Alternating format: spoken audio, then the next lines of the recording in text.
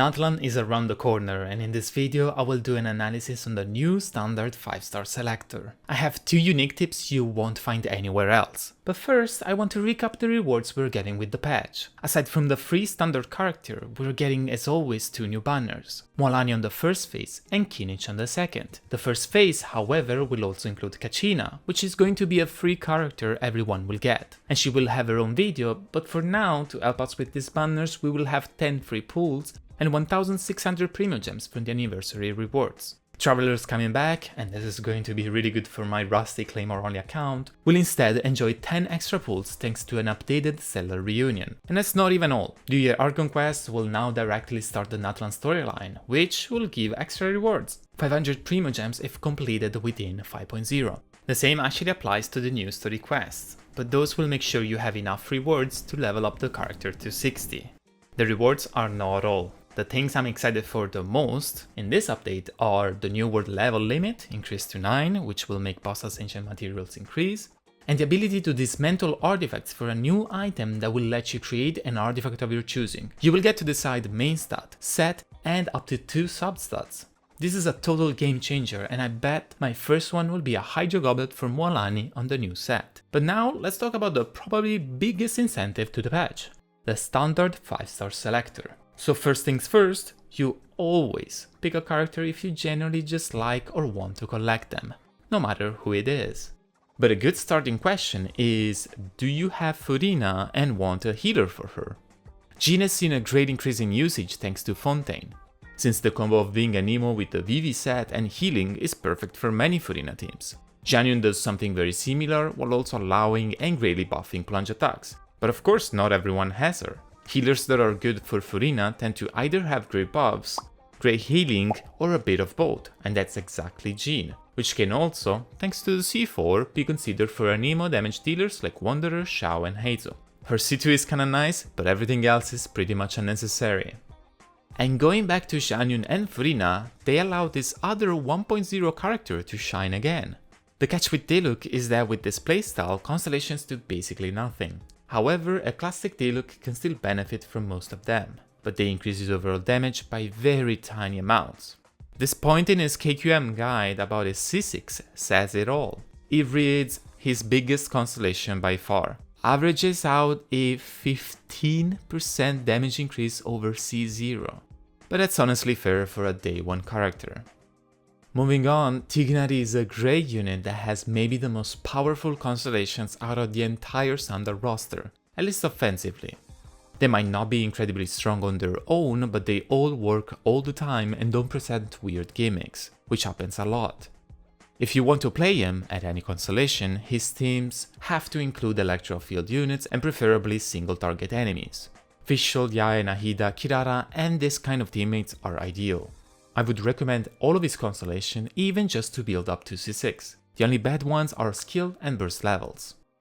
Keqing wants similar support units but prefers AoE content and has constellations that are very underwhelming, especially for Qiqi, which is currently her best team. C1 shares internal cooldown with her elemental skill, so it's an extra hit that might not aggravate. C2 does very little in terms of energy generation. C3, 4 and 5 sound alright, and talent levels and attack buffs are surely great, just not as much in a Qiqi team.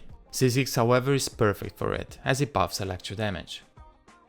Dehya instead is a very particular character.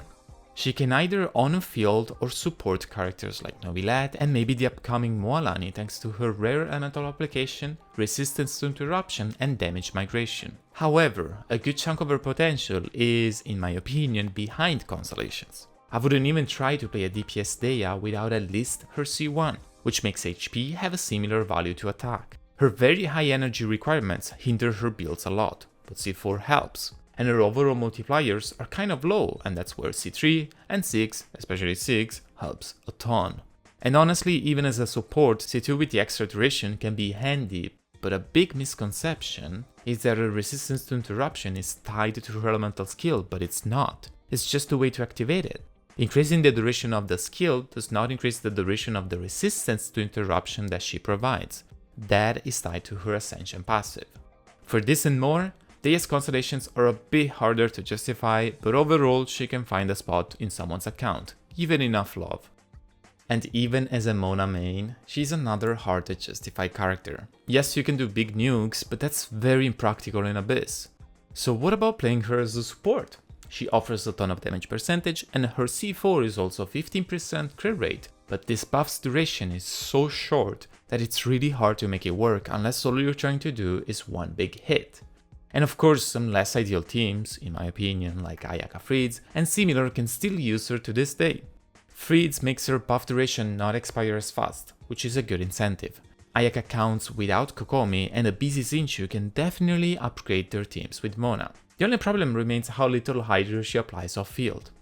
One last consideration is that if you're trying to do a nuke Mona showcase, then C1 does not buff it at all. C3 is actually the only damage increase you can get.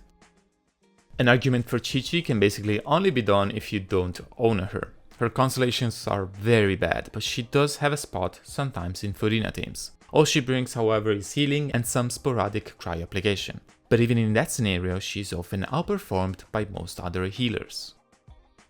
Now, I have another way to look at this. If you're a long-time player, whale, maybe low spender, and you don't care about any of this, or who you care about doesn't have any specific constellation you want or need. In this precise case, it might sound weird, but if you own anyone that's already C6, then you might want to consider that C6 unit.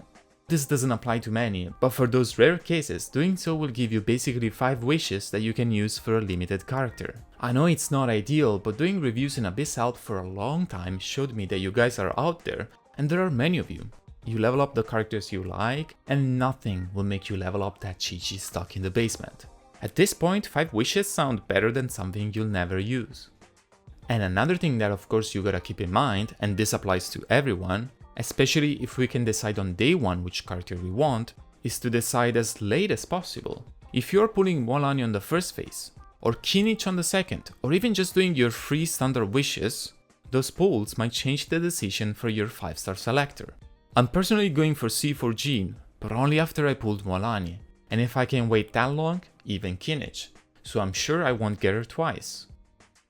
If you guys have any specific question or doubt about the selector, feel free to ask in the comment section. Leave a like if this was useful and see you in the next video.